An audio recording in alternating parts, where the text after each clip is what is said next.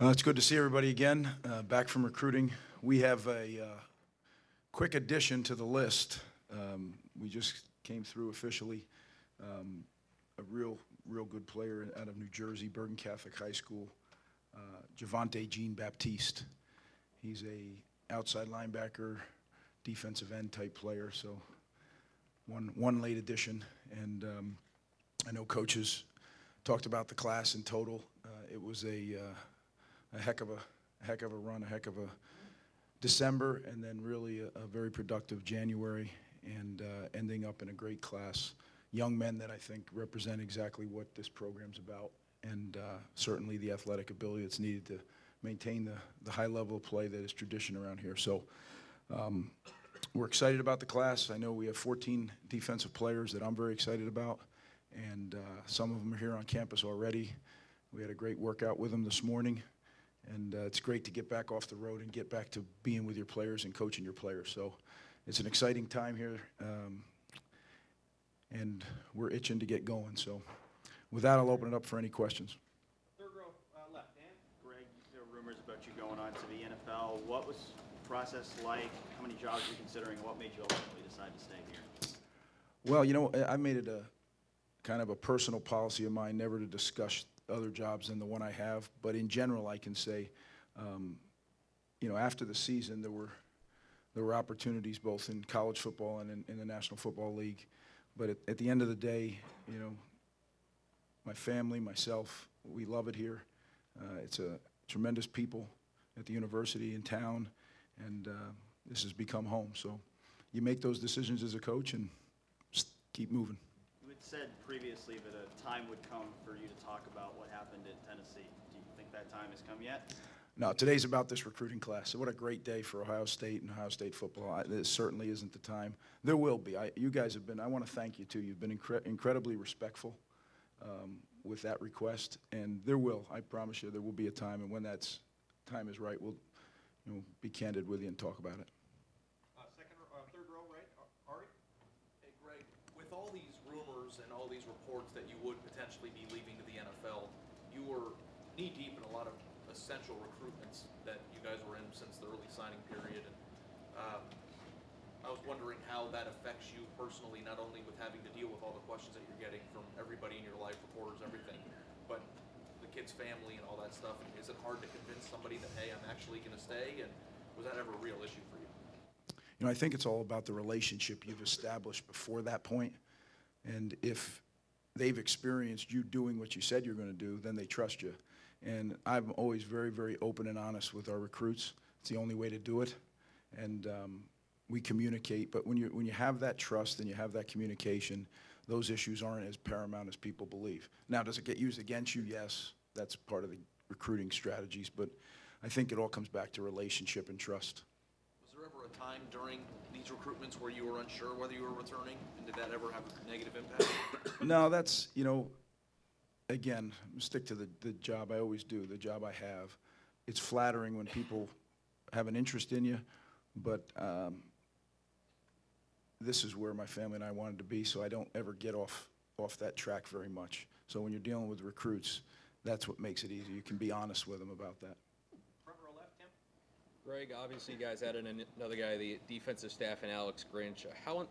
Urban talked about, the process of scouting Grinch before he came in. How involved were you in the process of bringing him on board? When Coach involved me, that's when I became involved. As a head coach, that's something you have to do. You always have to keep looking over from the 30,000-foot level to protect the program. As a coordinator and assistant coach, you need to be right down in the thick of it and handling your day-to-day responsibilities. So Coach kept me in the loop, but he didn't really ask me to do anything until it was getting to be more of a real situation. And then it's all about, again, communication. I think when you visit with people and you get a feel for will they fit our culture, and I'm excited. I'll tell you, Alex Grinch is a great hire, and I've enjoyed working with him in the short time that we have. And I'm really looking forward to now that transition to football, and because he's a tremendous football coach. Did you guys talk kind of the sharing of ideas, different things that have worked well for him and in what he's done at Washington State? We have. He was around a little bit in the interview process while we were working on football back when. But then when you're out on the road recruiting, it's not like you sit down and start drawing plays up, but you're in the car together, or you're on a plane together and in an airport, and you just, that's what football coaches talk about. So I'm excited. I think he's going to enhance what we do for sure, and he's really, really great with the players. Front row right, Bill? I'm sure you want to be a head coach at some point.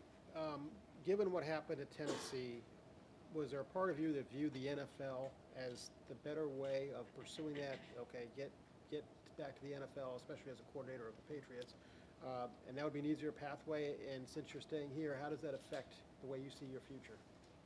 Well, I'm not going to address anything with NFL, college, or any of that. I stick to the job I have. I do have aspirations of doing that because, I kind of feel that's what I'm called to do, but it doesn't have to happen, if that makes sense. I've done it for 13 years. I enjoy doing it, but I love what I'm doing right now, and that's part of, every decision. I'm at this stage in my career was, do I enjoy getting up, going to work? Do I enjoy the people I do it with? And most importantly, is my family in a good situation? When the answer is yes, yes, yes, then it really would take something special to get you to not do that, if that makes sense. Front row right, Austin? Greg, Urban mentioned that most likely that 10th assistant would be a cornerbacks coach. Is there anything, and I try not to get too ahead of anything, but are you envisioning more of a big picture role, or how will that affect you coming into next season if that's what happens, being that Alex Grinch is another secondary guy? We're kind of working through all that right now, but when you get to add a coach, it was always as a head coach, I always thought it was odd that it was an odd number of coaches, yet you could use that 10th coach. It was important, I thought. And finally it happened. So now you can have both staffs be equally staffed. Usually what happens is the head coach may have grown up on offense or defense, so he kind of lends more to that side. Now it's perfect, right? I think 5 and 5. How we work it out, that's not really important. We're going to have great coaches here at Ohio State. That's one of the best things about being here. You work with tremendous coaches.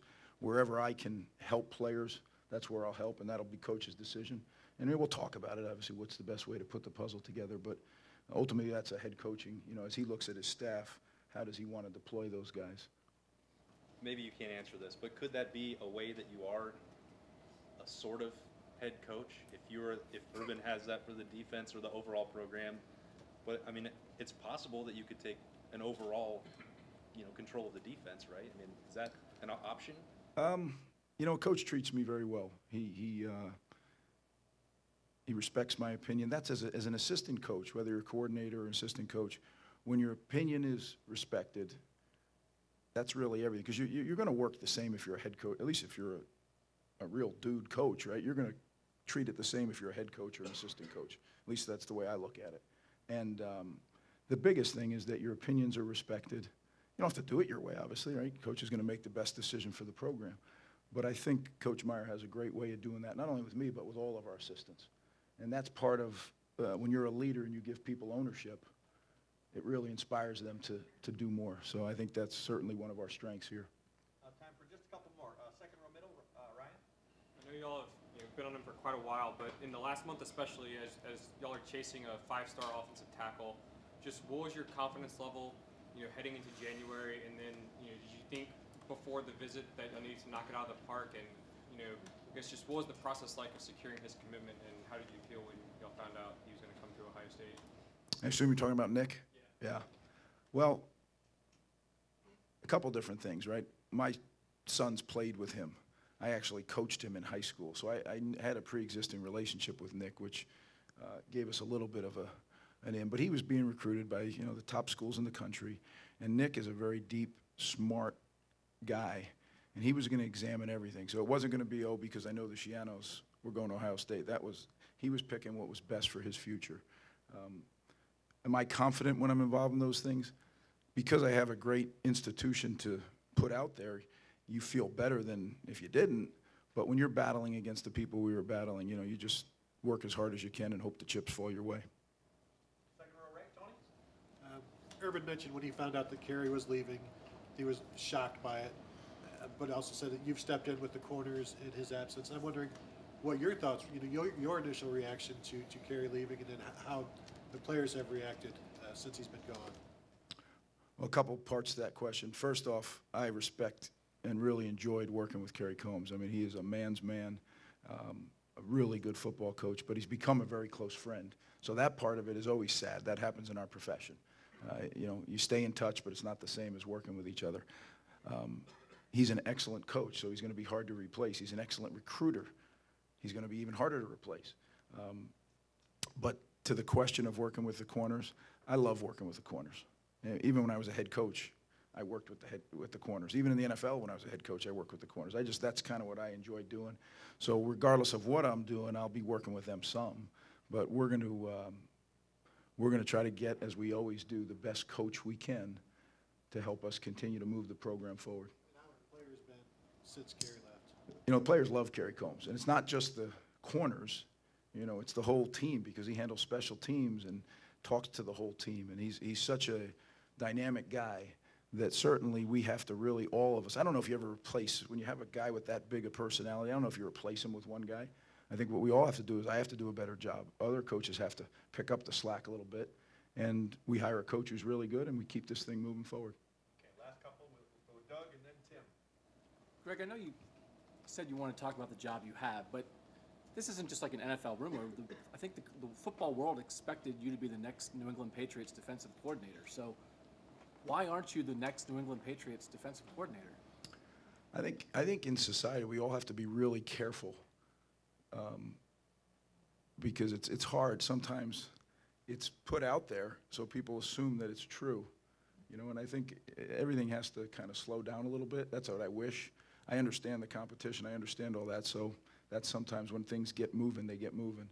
But again, it's flattering when anybody would at least want to talk to you about doing a job. But I really love the job I have, so that's what I stick to. And it makes life much more doable that way. When you're thinking about these opportunities, though, what are the conversations like, especially when your head coach is a guy like Urban that you have such a relationship with? He said you guys have been talking for hours. I know you're not going to detail all of that, but just in general, what's it like to talk through opportunities with someone that's your boss but is also your friend and understands his coaching business? Very helpful. Yeah, it's very helpful. The one thing that I learned, and I know Coach does, is when people work hard for you and then things come up, you just be honest with them. Now, because he's one of my friends, that certainly, I know that for sure will happen. But I think as a young head coach, I used to make the mistake of trying to, I got to keep him here, I got to keep him here. You have to do, when a guy works hard for you, you have to tell him the truth, what you think, and he's going to make the decision what's best for his family. You know, we both have a great boss in Gene Smith, and he's helpful with that stuff. So when you have people, that's when I talk about the tremendous place Ohio State is. I mean, the people are what make it tremendous. And those kind of relationships help you in those situations. And final question, Tim? Yeah, you've gotten to know Petit Frere better than anybody. What just stands out about him as a player? Why is he the #1 offensive tackle prospect in the country from your vantage point? I think he's incredibly athletic for a man of his size, and he plays with the kind of 4 to 6 A to B attitude that we preach here all the time. And when you watch his tape, you just see it over and over and over again. You don't have to watch a highlight tape to see that. That coupled with his intellect. He's one of the smarter guys that I've ever been around, and he's a 17 or 18-year-old kid. So he's a neat guy. I'm excited to get him up here because he's not only a great player, but someone that I care a great bit about. But did you see this in him 3 years ago when you were down there and I not did. working, but sort of working? No, I did. And I said to, I have obviously a lot of friends down there. I said to one of the guys I worked with, I said, that kid right there, he is going to be a special, special player. Now, he was probably 6'4", 205 pounds at the time. Heck, he came to our camp, he was 6'6", 227. This is a kid who's committed his life to becoming a big-time Division I offensive tackle, and that kind of work ethic, usually things work out. Thank you, guys.